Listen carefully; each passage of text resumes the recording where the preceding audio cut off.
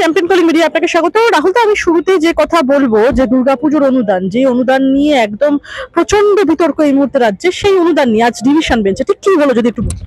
Division বেঞ্চে justice মাধুরেশ প্রসাদ এবং honourable justice বিশ্বরূপ চৌধুরীর আন্ডারে এই কেস ফাইল হয়েছিল ডিভিশন বেঞ্চে। যেহেতু সিঙ্গেল বেঞ্চে জাস্টিস তীর্থঙ্কর ঘোষের এজলাসে এই কেস রাজ্য সরকার হেরে যায়, রাজ্য সরকার এই সার্কুলারের উপর স্টে জারি করা হয়, যার ভিত্তিতে রাজ্য সরকার এটাতে ডিভিশন বেঞ্চে যায় এবং ডিভিশন বেঞ্চে আজকে যেই হিয়ারিংটা হলো সেই হিয়ারিং এর ভিত্তিতে সিঙ্গেল বেঞ্চের রায়টাই মানে ঘুরিয়ে সেটা বহাল রাখলেন। কারণ আমাদের পরিষ্কার বলার উদ্দেশ্য একটাই ছিল, আমরা কতগুলো প্রশ্ন রেখেছিলাম। আগের দিন আপনি একটা কথা বলছিলেন যে টোটাল ইলেকট্রিসিটি বিল দিয়ে সমস্ত বিষয়গুলো দিয়ে 2 লাখের কাছাকাছি অ্যামাউন্টটা দাঁড়াচ্ছে। আমি বলবো আজকে, এর আগে আমরা দেখেছি বিভিন্ন মামলায় রাজ্য সরকারকে রীতিমতো ভৎসনার মুখে পড়তে হয়, সেটা বিচারপতিদের। আজকে মূলত কি কি বললেন বিচারপতিরা, আপনি কি পয়েন্টস গুলো যদি একটু ইলাবোরেট করতেন। বিচারপতিদেরকে আমরা যেটা অ্যাটেনশন করিয়েছিলাম, মানে দৃষ্টি আকর্ষণ পরিষ্কার করিয়েছিলাম, সেই দৃষ্টি আকর্ষণের প্রধান পয়েন্ট হলো ওই যেটা আমি বলছিলাম, যে যেখানে মানে হিন্দুদের যদি এত কোটি টাকা দেওয়া হয় বা এত কোটি টাকা বরাদ্দ করা হয়, তাহলে মুসলিমদের এত কোটি টাকা বা মুসলিম ছাড়াও অন্য যে সমস্ত সম্প্রদায় আছে তাদেরকে কেন এত কোটি টাকা দেওয়া হবে না। 1, 2 নম্বর, তার ভিত্তিতে রাজ্য সরকার কি বেনিফিট পাবে এই ক্লাবগুলো বা এই সংস্থাগুলোর তরফ থেকে, এবং এই ধর্মীয় রীতিনীতি মানে পরিচালনার ভিত্তিতে রাজ্য সরকার যে টাকা দিয়ে এনকারেজ করছে তার ভিত্তিতে রাজ্য সরকারের বেনিফিটটা কি, রাজ্য সরকার কতটা বেনিফিটেড হবে।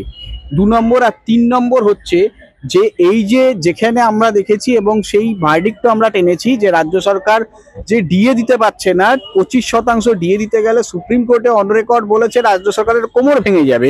তাহলে এইখানে এত কোটি টাকা, তার থেকে অনেক বেশি পরিমাণ অর্থ রাজ্য সরকার কিভাবে অ্যালট করছে।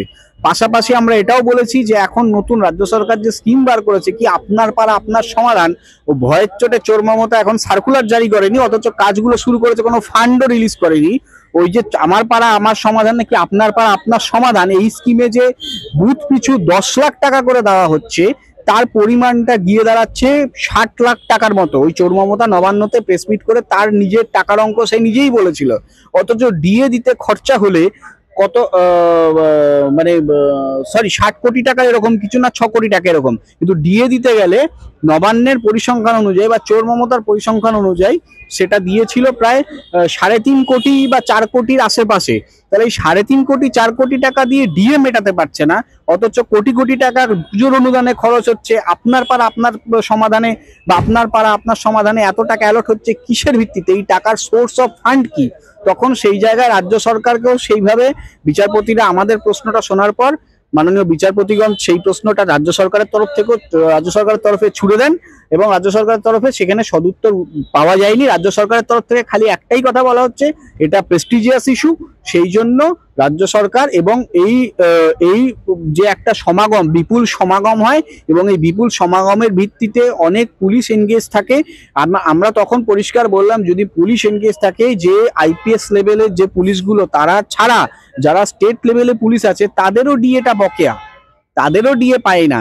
যেহেতু আইপিএস লেভেল, তারা সেন্ট্রালের স্কেলে তারা ডিএটা পান, কিন্তু আইপিএস ছাড়া যে পুলিশগুলো যারা রাস্তায় দিন রাত এক করে পাহারা দেন, যাদেরকে দিয়ে মুখ্যমন্ত্রীর সামনে তাদেরকে দাঁড় করিয়ে লাঠিপেটা করান, তারাও ডিএটা পান না। কিছু হলে লাঠিপেটা করান, তারাও ডিএটা পান না। এই যে আজকে দেখবেন ওই সুমন বিশ্বাস বলে যে শিক্ষক নেতা, তাকে অ্যারেস্ট করা হয়েছে, যে পুলিশ অ্যারেস্ট করেছে সে পুলিশ কিন্তু ডিএ পায়নি, সে পুলিশ ডিএ পায়নি, অথচ সে পুলিশ ওই চোর মমতার কথা শুনে বা তাদের ইনস্ট্রাকশনে ডিএ মানে অ্যারেস্টটা করেছে। অ্যারেস্ট করলে তো ডিএ পাবে না।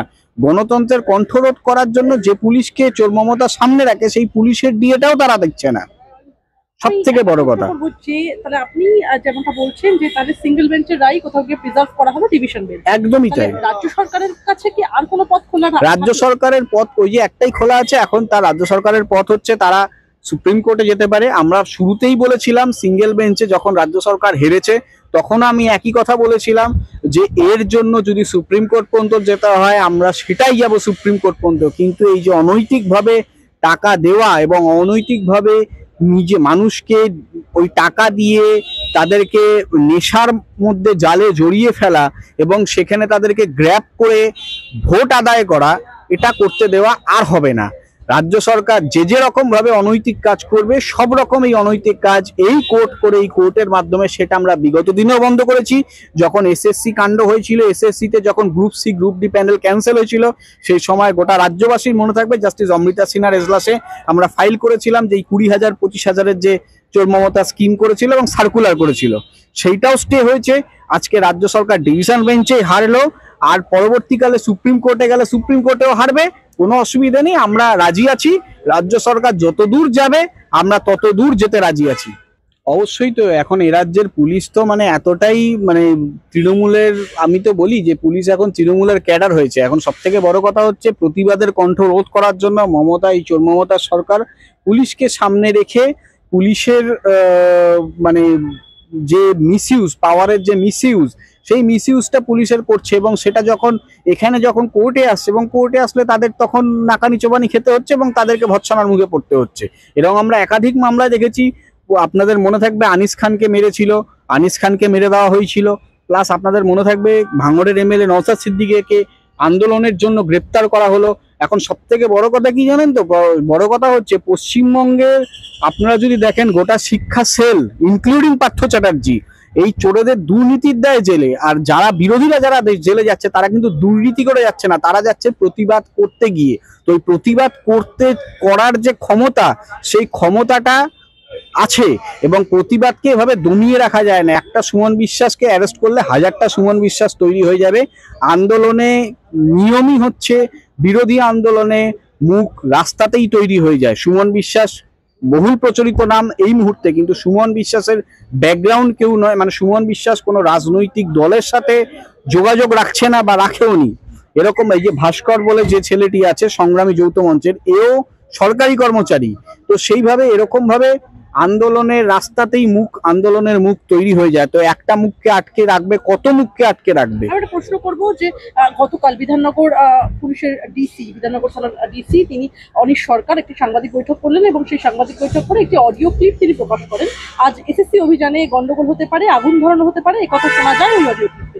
পুলিশকে বোমা মারার কথা বলতেও শোনা গিয়েছিল অডিওতে, কি বলবেন? এবার এটা তো ক্রিয়েটেড হতে পারে, কারণ এর আগে ওই কলতান দাশগুপ্তর যে ম্যাটারটা আপনারা দেখেছেন, যেখানে ওই চোর কুনালের কাছে 3.5 বছরের জেল খাটা আসামি, ওর কাছে চলে গেল ভিডিও অডিও, অথচ তার মধ্যে কলতানের কোনো বিন্দুমাত্র কোনো ইয়ে নেই। পুলিশের কাছে যে অডিওটা গেছে সেটা তো পুলিশ এখন পর্যন্ত প্রমাণ করতে পারেনি যে ওই ভিডিওটা বা ওই অডিওটা সুমন বিশ্বাসই বলেছে। তার সিএফএসএল রিপোর্ট, তার ভয়েস স্যাম্পেল নেওয়া হয়েছে কি? নেওয়া হয়নি, এবং নেওয়া হবে না। এটা শুধুমাত্র আন্দোলনকে বিপথে চালিত করার জন্য, এবং আন্দোলনটা যাতে না হয় তার জন্য সরকার ভয় পেয়েছে, আর তার ভিত্তিতে এরকম ক্রিয়েটেড এই জিনিসটা করে পুলিশ সর্বসমক্ষে এনেছে। পুলিশের যদি অতটা ক্ষমতা থাকতো, টোটালটার এনকোয়ারি কেন করলো না? টোটালটার এনকোয়ারি করলো না কেন? যে আমরা একটা ভয়েস স্যাম্পেল পেয়েছি বা ভয়েস, তার জন্য স্যাম্পেল নেওয়ার জন্য। আর সুমন বিশ্বাসের বাড়িতে যে ভোর রাতে হানা দিয়েছে, সুমন বিশ্বাসের বাড়িতে কোন ওয়ারেন্টের ভিত্তিতে ভোর রাতে, কোন এফআইআর এর ভিত্তিতে হানা দিয়েছে? আজকে সুমন বিশ্বাসের দাদা না ভাই, আমি দেখলাম কিছুক্ষণ আগে যে তাদের মানে মিনিমাম আর্থিক ক্ষমতাও নেই যে তার হয়ে লড়বে কেউ। আমি জানি না তার হয়ে কে দাঁড়াবে, তবে আইনজীবী হিসেবে আমাদের মতো অনেক আইনজীবী তাদের সাথে আছে।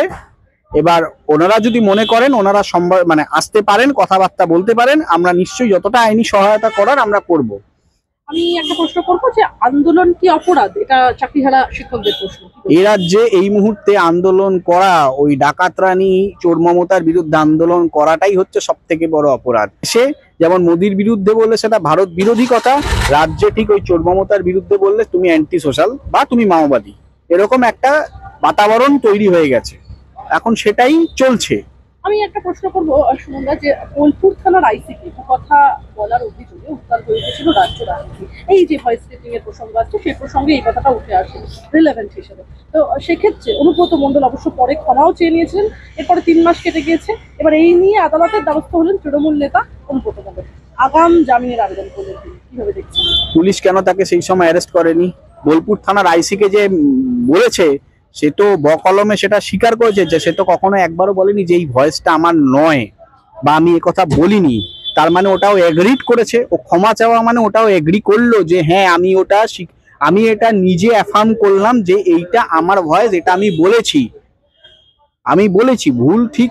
ও যখন বললো তখন সেটা নিয়ে পুলিশ তেড়ে ফুরে এলো না, তখন বোলপুর থানায় আইসি বা বোলপুর থানার এসপি তাদেরকে মানে অনুব্রতকে ঘাড় ধরে হিড় করে টানতে টানতে নেওয়ার ক্ষমতা রইল না। আর সুমন বিশ্বাস বলেও নি, সুমন বিশ্বাস নিজেও বলছে যে ওটা আমার ভয়েস নয়, সুমন বিশ্বাস বলেও নি। আর যদি বলতো তাহলে তার এক্স্যাক্ট তার সিএফএস এর রিপোর্টের সাথে পুলিশ যেত, সেটাও যায়নি। সে বলেও নি, তার নামে অন্য কেউ বলেছে, তারপরেও সেই জায়গাটাতে সুমন বিশ্বাসকে তেড়ে ফুড়ে অ্যারেস্ট করতে গেল, যেটা কিনা একদমই বেআইনি। এরকম বহু বেআইনি কাজ পুলিশ করছে এবং আগামী দিনেও করবে হয়তো। যতই করবে, আইনি পথের সমাধান ছাড়া কোনো উপায় নেই। এই পুলিশকে যদি যোগ্য জবাব দিতে হয় তাহলে সেটা কোর্টের জবাবের মাধ্যমেই দিতে হবে। বন দপ্তরের আধিকারিককে হুমকি, অনুপম খানকে হুমকি পাণ্ডবেশ্বরের বিধায়ক নরেন চক্রবর্তীর। বাঁশগড়ায় পাথর খাদানে বৃক্ষরোপণের আয়োজন করে বন দপ্তর, অনুষ্ঠান আয়োজনের আগে কেন তাকে জানানো হয়নি এ প্রসঙ্গে এই প্রশ্ন তুলে রীতিমতো হুমকি দিতে থাকেন তৃণমূল শাসক দলের বিধায়কের হুঙ্কারে নাজেহাল আধিকারিক। এটাই তো চলবে, এটাই তো হবে, যেহেতু শাসক দলের বিধায়ক। কারণ দেখবেন, শাসক দল আর প্রধান বিরোধী দল রাজ্যে মিলেমিশে একাকার। তার সব থেকে বড় প্রমাণ আমি একটা বলি, অভয়ার যখন কেস হয়, অভয়ার কেসটা সত্যি খুব দুর্ভাগ্যজনক, কিন্তু অভয়ার যখন কেস হয় তখন ঘটনাচক্রে যে প্রসেশনটা হয় সেখানে শুভেন্দু অধিকারী প্রধান বিরোধী দল নেতা, তার গায়ে কোনো আঁচড় পড়েনি, নেড়া বাগচির গায়ে আঁচড় পড়েনি, বিজেপির কোনো এমএলএর গায়ে আঁচড় পড়েনি। পড়লো কার গায়ে? অভয়ার মায়ের গায়ে। পড়লো কার গায়ে? অভয়ার বাবার গায়ে।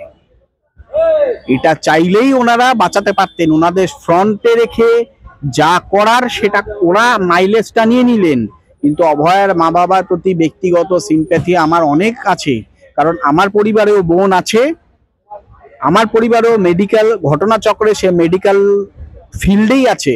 কিন্তু ঘটনা হচ্ছে এরকম যে রাজনীতি, একজন দিশেহারা মানুষকে নিয়ে রাজনীতি করে রাজনীতির ময়দানে শুধুমাত্র রাজনীতি করার জন্য এই বদমাইশিটা ঠিক মেনে নেওয়া যেতে পারে না। কারণ শুভেন্দু বিরোধী দলনেতা, সেন্ট্রাল তার হাতে, সে চাইলেই সেটা টেকনিক্যালি করতে পারতেন। ঘটনা যেহেতু সিবিআই তদন্তের আওতাধীন, সেটা চাইলেই সে টেকনিক্যালি করতে পারতেন, সেটা সে করেননি। তাহলে রাজ্যের ভোটার তালিকায় দেখা যাচ্ছে একদম রীতিমতো ভূতেদের স্পেশাল ইন্টেনসিভ রিভিশন নিয়ে, যেখানে একদম বিতর্ক তুঙ্গে পশ্চিমবঙ্গের রাজ্য রাজনীতিতে, সেখানে দাঁড়িয়ে একাধিক মৃত ব্যক্তির নাম উজ্জ্বল রয়েছে ভোটার তালিকায়। এরপরেও এসআইআর এর নারাজ তৃণমূল, ভুতুরে ভোটারদের ভরসাতে কি 15 বছর ধরে মস্কতে মমতা বন্দ্যোপাধ্যায়? অবশ্যই তাই, অবশ্যই তাই। আমি তো আগেও বলেছি যে ফ্রি অ্যান্ড ফেয়ার যদি ইলেকশন হয় বা জনগণনা, আপনাদের মনে থাকবে 2011-র আগে জনগণনা, বা 2011-তেও হয়তো হয়েছিল সেন্সাস, জনগণনা হতো প্রত্যেক 5 বছর অন্তর বা ভোটের আগে। ওই জনগণনার ভিত্তিতে জনগণনা করে যে ভোটটা হতো, সেইটা ভোটটা ঠিকঠাক হতো, কিছুটা ঠিকঠাক হতো। জনগণনা জনঘনত্বের ভিত্তিতে ভোট হতো। আমার মানে সে ব্যক্তির অস্তিত্বই নেই, অথচ সে ব্যক্তির ভোট পড়ে যাচ্ছে। এটা তো খুবই আশ্চর্যজনক, এবং এইভাবেই তো ক্ষমতায় টিকে আছে। তাহলে আপনি কি মনে করেন স্পেশাল ইন্টেনসিভ রিভিশন হওয়া উচিত পশ্চিমবঙ্গে? আমি তো বলছি, কিন্তু স্পেশাল ইন্টেনসিভ রিভিশনের নামে যে জিনিসটা রটানো হচ্ছে ততটা ঠিক নয়, আর এটাকে ভয় পাওয়ারও কিছু নেই।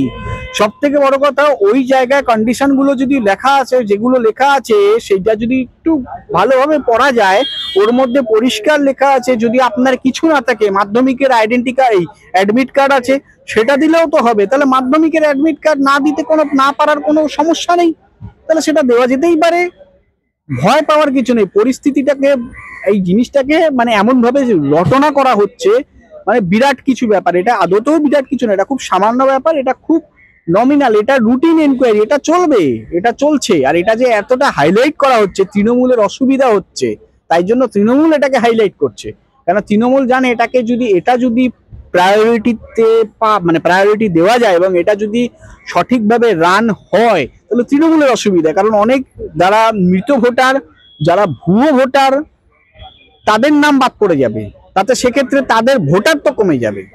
শুনানি পিছিয়ে যাওয়া কি সত্যি সরকারি কর্মচারীদের জন্য শাপে বর? কোথাও গিয়ে একটা দেখুন, শুনানি পিছিয়ে যাওয়া হতে পারে শাপে বর, কারণ ওই একটা কথা আছে, দের আয় দুরুস্তায়, তো হতে পারে শাপে বর। 26 তারিখ শুনানি হবে, মানে হেয়ারিং আছে, শুনানি হবে কিনা জানি না, সেটা মাননীয় চিফ জাস্টিসের উপর ডিপেন্ড করে। তো হতে পারে কোথাও একটা গিয়ে সাপে বর হতে পারে। আইনজীবী বিকাশ রঞ্জন ভট্টাচার্য আমাদের ক্যামেরাতেই বলেছিলেন যে এটাই হয়তো সর্বশেষ শুনানি হতে চলেছে। তাহলে কোথাও গিয়ে কি পুজোর আগেই হাসি ফুটবে সরকারি কর্মচারীদের? দেখুন, বিকাশ রঞ্জন ভট্টাচার্য অনেক বরিষ্ঠ আইনজীবী, তো উনি যখন বলেছেন নিশ্চয়ই কিছু ভেবেই বলেছেন এবং তার মাথায় নিশ্চয়ই কিছু চিন্তা আছে, ভাবনা আছে। এবার সেটা ভেবেই বলেছেন, হয়তো তার ভিত্তিতে আমি কোনো মন্তব্য করতে পারবো না। তবে এটা ঠিক, উনি যখন ভেবে বলেছে নিশ্চয়ই সেটা সর্বশেষ শুনানি, তার মাথায় কিছু আছে, প্ল্যান প্রোগ্রাম আছে এবং যেটা হবে সেটা হয়তো সত্যি সেটা মানে মানে রাজ্য সরকারি কর্মচারীদের মুখে হাসি ফোটার মতো জায়গায় আছে, সেটা হতে পারে।